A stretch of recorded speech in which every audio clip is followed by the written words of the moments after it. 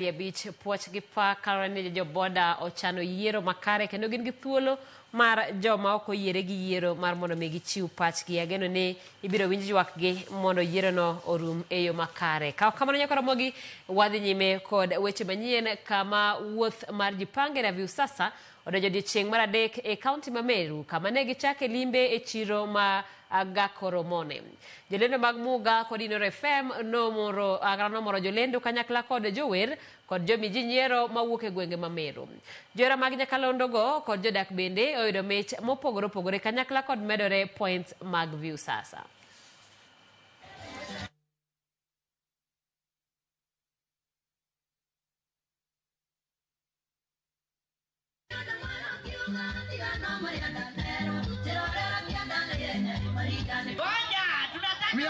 We've had very many loyal subscribers in the last 8 years, so we just came to celebrate with them as we celebrate our 8th birthday.